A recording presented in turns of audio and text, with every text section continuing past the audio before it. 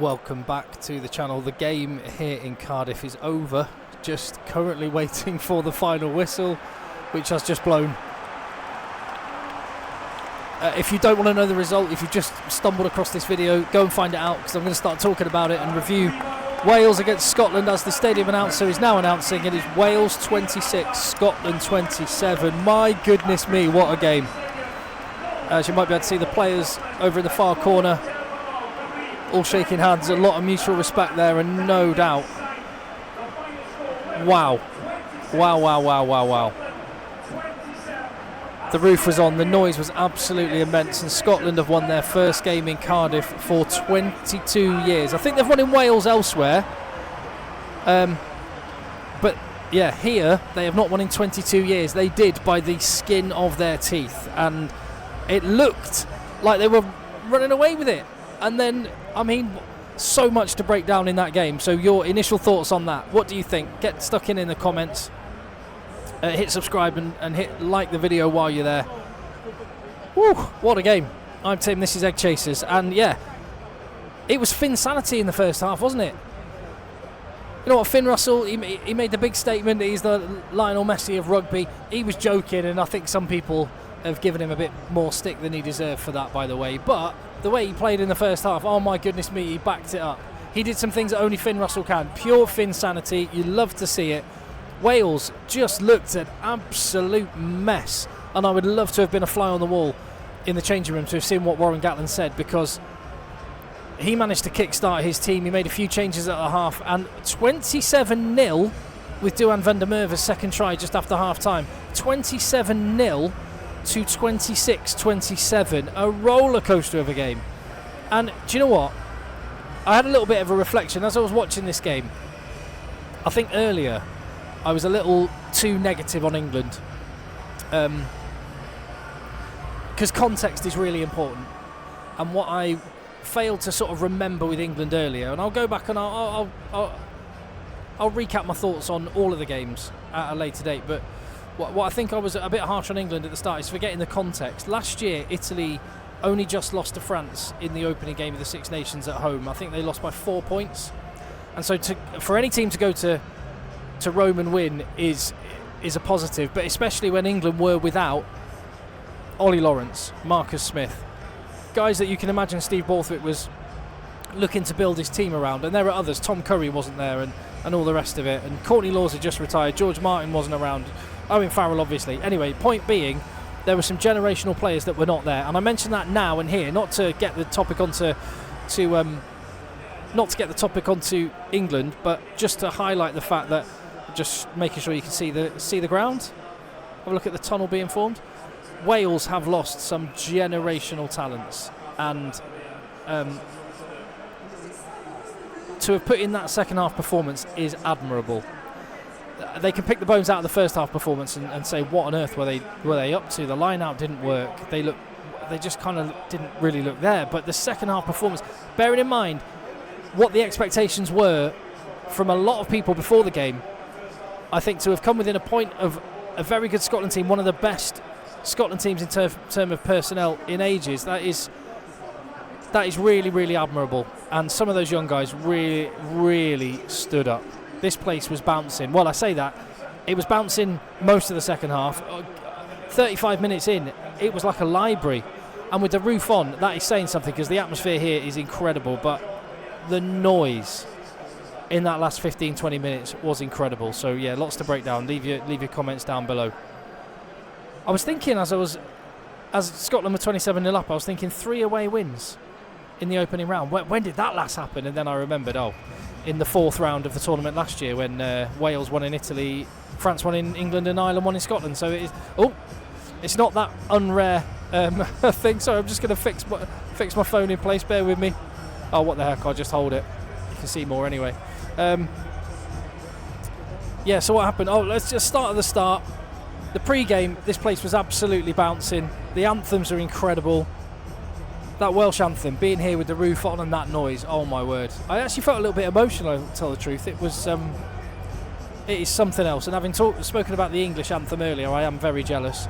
The Scotland anthem is a banger, even to the point that former Wales international Ian Goff is sitting about half a dozen seats down from me. He was even singing it. So the Scotland shorts, where do you stand on the little white stripe on the back of their shorts? I can't decide. I think it looks a little bit like they've got their pants hanging out, but don't know if that was intentional. Early stages, Wales were not getting the best of the kicking battles. They looked a little bit nervy. The D was not great, and Scotland were punching holes and just finding life relatively easy. And Finn Russell was it was a masterclass in that first half from him. He is a special talent. Kicking exchanges, and then the 50-22 was one of the best examples of that. And then Josh Adams throwing the ball away to give away a penalty. So that got them to, that was two Finn Russell penalties either side of a Schoeman try. And then Duhan van der Merwe with Russell on the assist, and Duhan van der Merwe either side of half-time just doing Duhan things. That guy is outstanding. And when you actually look at the game as a whole, there's not many wingers who would have scored the second. It was the first try, wasn't it? No, forgive me, second try. There's not many people that would have scored the try in the second half, at the start of the second half, that Duhan van der Merwe scored. And when you look at the scoreboard now, you wonder, you think if they did not have a world-class finisher on their side, Wales may well have won that game. And back to the start, Davith Jenkins standing in the tunnel with all of the fireworks and the pyrotechnics going off, the noise, he just looks so chill. And I was really, really impressed by him, his leadership, particularly in the second half, turning things around. There must have been times when him and Warren Gatland separately were thinking, what have we got ourselves into here? Warren Gatland thinking, shall I call my agent and see if I can get myself out of this contract? But whatever was said at half-time, and the leadership of some of the senior guys. And in terms of the senior guys, Aaron Wainwright was exceptional. Tommy Raffel, I put him in my fantasy team because I banked him to get maybe a turnover or two, but what did he get, 3 or 4? He was so good. And Thomas Williams coming off the bench, I think he's earned himself a starting spot. Gareth Davis was great at the World Cup, but not so great tonight. Thomas Williams just sped things up in the second half. And that makes it, it's funny, isn't it? It's a win for Scotland in Cardiff, but it won't feel like a kind of as satisfying a win because they came so close to losing when they were cruising. And for Wales, it's a defeat at home, but the second half performance gives them something that they can really build on. It's funny, isn't it, the psychology of sport. But fair play. You have to hand it to Warren Gatland. He manages to get his teams, what's that phrase? Sam Warburton used it in the week, but it's a Warren Gatland special. Be the best at the things that require no skill. So Wales will always have a very, very fit team that makes them hard to beat. And actually they had some technical stuff go really well in the second half. When they can actually rely on a line out, their driving maul looked great and was the source of a lot of their balls. So some positives to build on there, no question. As for Scotland, because all their good play was in the first half, that you can't forget how awesome some of the rugby they played was. Tuipulotu punching holes, Hugh Jones carving it up, Finn Russell just being amazing. And their back line is very, very special. But yeah, it was great. Sort of thinking, what do you think the half-time was? Do you think Gatland would have roasted his team and said, lads, what are you playing at? Show some heart and guts. Or would it have been really, real strategy focused? I think probably a bit of both, to be honest. Whereas in the Scotland dressing room at 20-0 up, I imagine Finn Russell was probably like breakdancing, eating a tonics tea cake, going more of the same, boys. Loved that, absolutely loved it. As an Englishman watching Scotland against Wales, and the Doddy Weir Cup stays with Scotland, first win in Cardiff in some time, and being here, it's clear when you walk around Cardiff the sort of kinship between these two countries. They're rivals obviously and they want to win, but they kind of like each other. It's a far cry from when I go, because usually the games I watch involve England and Scotland or England and Wales, and it just there's a slightly different atmosphere, and it's really, really nice. I like it. I love coming to Cardiff, and I've absolutely loved this game. Tell me what you think. I'm just trying to think. I don't want to forget anyone that deserves some credit.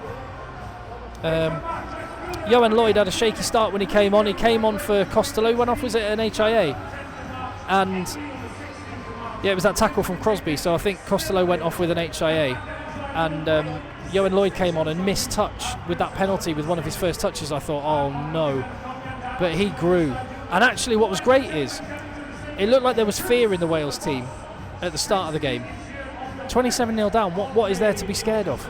You're already getting pumped, and they just let the shackles off, and that maybe points the way for how Wales should play, because they're so fit. That's the one element of youth. They're young, so they're really, really fit, so they can play that high tempo, high energy game and sustain it, and we saw that in the second half. And maybe inadvertently that any sense of Gatland ball